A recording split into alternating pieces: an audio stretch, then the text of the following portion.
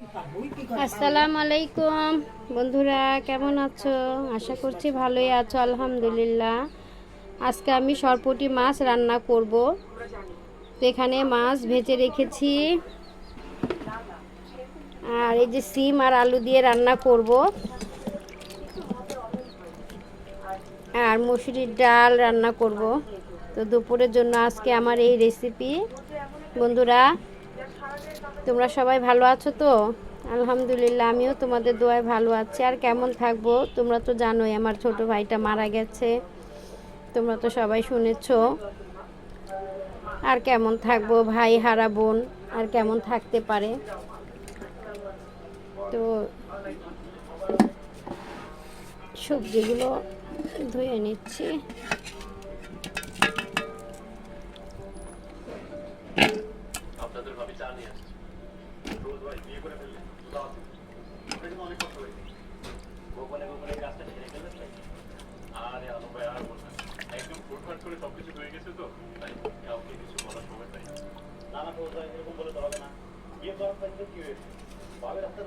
গতকালকে বন্ধুরা দুটা মুরগির বাচ্চা কিনেছি, ফার্মের মুরগির বাচ্চা।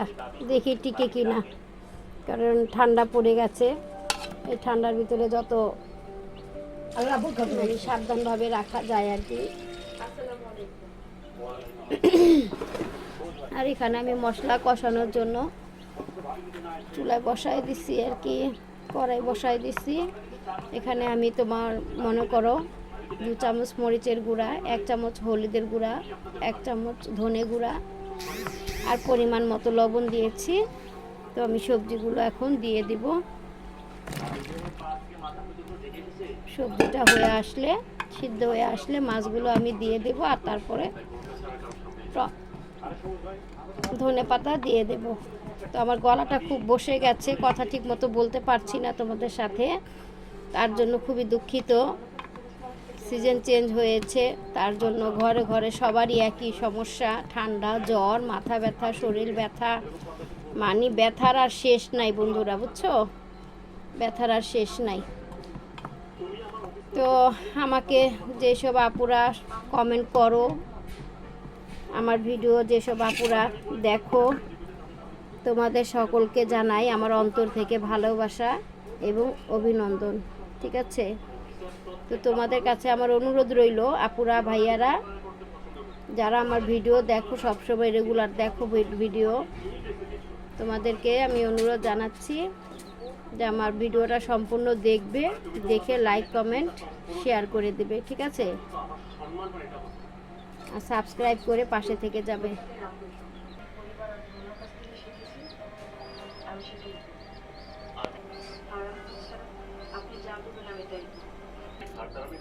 বন্ধুরা দেখো, দেখছো 2টা মুরগির বাচ্চা কিনেছি।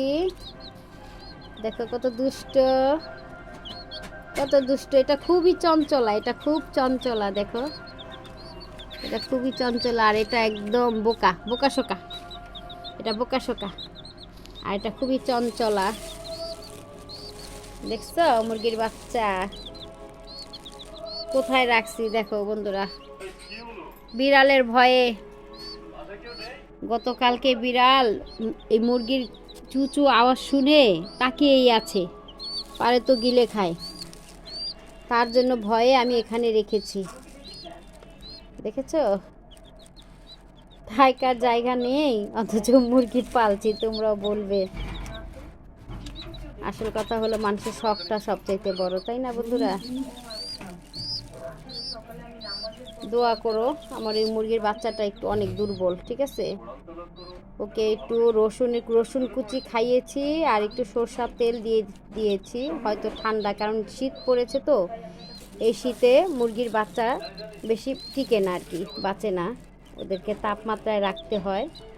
তার জন্য রসুন কুচি আর সরষার তেল খাইয়ে দিয়েছি। যদি আর ওর হায়াত থাকে তাহলে বাঁচবে, আর না হায়াত থাকলে তো কিছু করার নাই, সবই আল্লাহ পাকের ইচ্ছা। দেখছো? আর এই যে খাবারগুলো, ওদের খাবার রেখে দিয়েছি এখানে লটকিয়ে। দেখো, পানি দিয়েছি, খাবার দিয়েছি। টুনটুনিরা থাকুক, ঢেকে রাখি।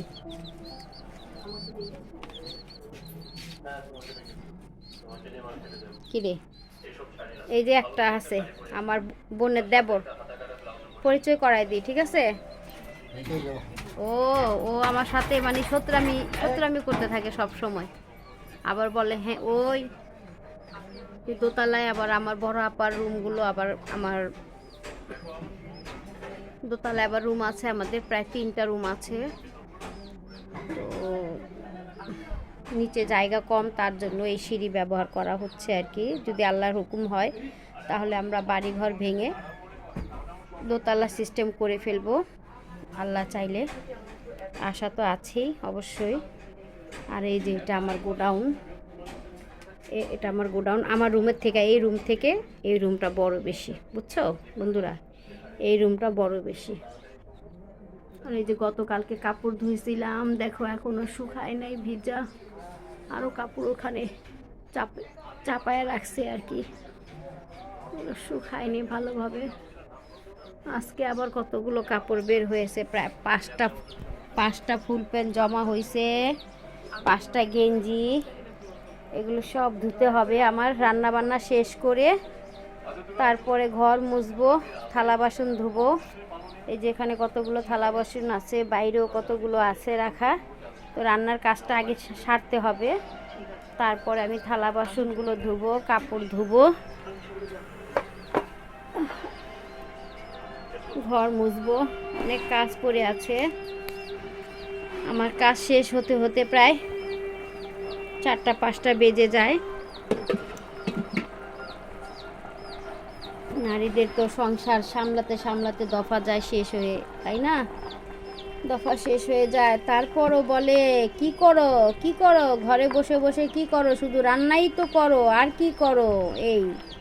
কিন্তু যে থালা বাসন ধোয়া, কাপড় ধোয়া, ঘর মোছা, তারপর বাজার করা, এগুলো তাদের চোখে পড়ে না, বুঝছো? আর আলহামদুলিল্লাহ আজকে প্রায় আমার ভাই মারা যাওয়ার পর থেকে এই পর্যন্ত মেহমানের আনাগোনা, প্রতিটা দিন আমার মেহমানদারি করতে হয়।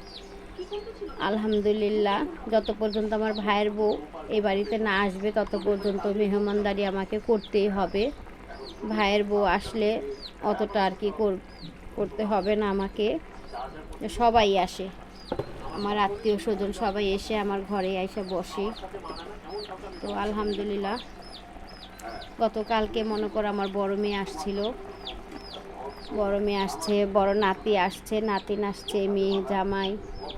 তো দুপুরে সবাই এখানে খাওয়া দাওয়া করছিল, তো রাতে ওরা চলে গেছে। ছোট মেয়েটার শরীর অনেক অসুস্থ, আজকে প্রায় 1 সপ্তাহ যাবত। ওর আবার ঘাড়ের হাড় বেড়ে গেছে, খুবই অসুস্থ মেয়েটা। এত হাসি খুশিভাবে থাকে, কেউ বুঝতেই পারে না যে আমার মেয়েটার শরীর এত অসুস্থ।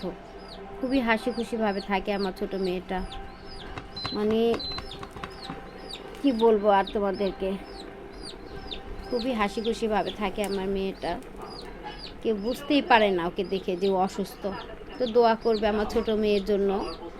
আমার বন্ধুদের কাছে আমার অনুরোধ রইল আমার ছোট মেয়েটার জন্য তোমরা সবাই দোয়া করবে, কারণ ওর বয়সটা খুবই কম, এই প্রায় 19 বছরে পাড়া দিয়েছে, ঠিক আছে?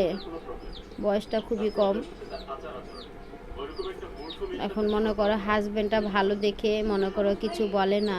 অন্য সব পরিবারে মনে করো স্ত্রীরা অসুস্থ হলে স্বামীরা অবহেলা করে, কথায় কথায় নানান রকমের কথা বলে। কিন্তু আলহামদুলিল্লাহ আমার দুনো মেয়ের জামাই অনেক ভালো, অনেক ভালো, আমার ছেলের মতোই তারা দায়িত্ব পালন করে।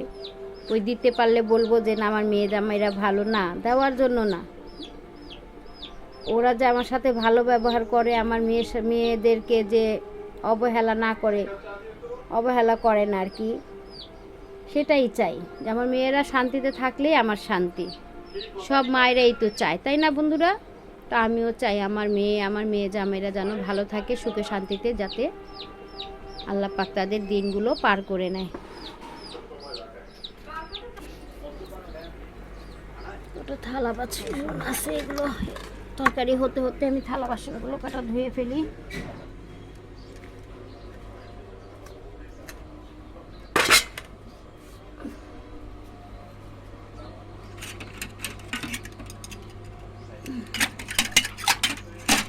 কষ্ট, জীবনটা আমার নষ্ট।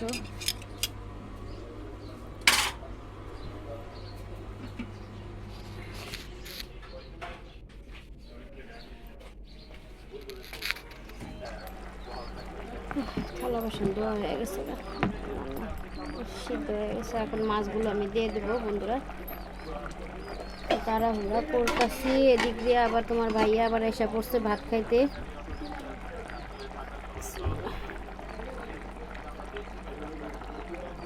বাজারটা আনতেই দেরি হয়ে যাবে।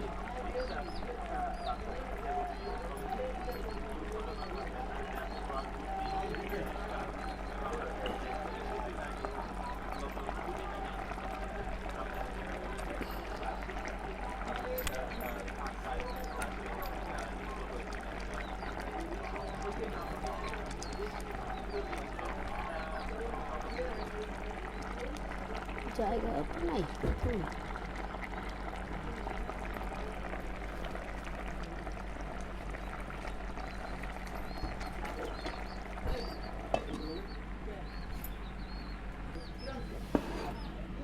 বললো খালি মাগনা খালি খাওয়ান বিছরায়, হাকুল্লা খালি হাকুল্লা খাওয়ান বিছরায়। নোয়াখাইলারা আসলে কী কম, নোয়াখাইলারা পরেরটা খাওয়ানোর ভিতরে ওস্তাদ, কিন্তু খিলানের ভিতরে নাই। নোয়াখাইলারা এত চালাকের চালাক।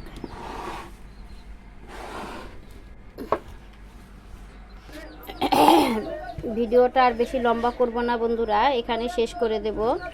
আমার তরকারি হয়ে গেছে, এখন ডালটা বসায় দিব। তো ভিডিওটা আমি আর বেশি বাড়াবো না। থালা বাসন ধোয়া হয়ে গেছে, তরকারিও রান্না হয়েছে, ভাত রান্না হয়েছে। এখন ডালটা বসাবো।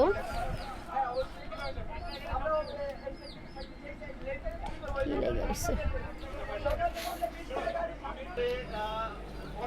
বন্ধুরা, আজ এই পর্যন্তই। আর ভিডিওটা বেশি বাড়াবো না, প্রায় 12 মিনিট হয়ে গেল। আর ভিডিওটা বাড়াবো না। এখানে ডাল ধুয়ে রেখেছি, তো আমি পরিমাণ মতো একটু লবণ দিয়ে দিচ্ছি, সামান্য পরিমাণ একটু মরিচের গুঁড়া, একদম সামান্য 1 চিমটি আর কি, আর হলুদের গুঁড়া দিচ্ছি, আর একটু জিরে গুঁড়া দিব। তারপরে ডালটা গলে আসলে রসুন কুচি দিয়ে বাগার দিব। তো আজ আমার এই পর্যন্তই। জিরাটা দিলে আর কি ফ্লেভারটা ভালো হয় ডালে। আমার কাছে খেতে ভালোই লাগে এভাবে রান্না করলে। আর ধনে গুঁড়া দেবো না, কারণ ধনে গুঁড়া দিলে ডালটা কালো হয়ে যায়। তো বসিয়ে দেব। আমার তরকারিটা হয়ে গেছে, এখন নামিয়ে ফেলবো। তো আজ এই পর্যন্ত বন্ধুরা। যদি আমার ভিডিও দেখতে তোমাদের কাছে ভালো লাগে তো অবশ্যই এই আপুকে একটা লাইক দিয়ে সাবস্ক্রাইব করে পাশে থেকে যাবে, ঠিক আছে? আর বেল আইকনে একটা ক্লিক করে দিবে, যাতে নতুন কোনো ভিডিও তোমাদের কাছে এসে পড়ে। বুঝতে পেরেছো? তো ভালো থেকো, সুস্থ থেকো, নিজেদের পরিবারের প্রতি খেয়াল রেখো, নিজেদের প্রতিও খেয়াল রেখো। তো আজ এই পর্যন্তই। তো বিদায় নিচ্ছি। আল্লাহ হাফেজ, আসসালামু আলাইকুম।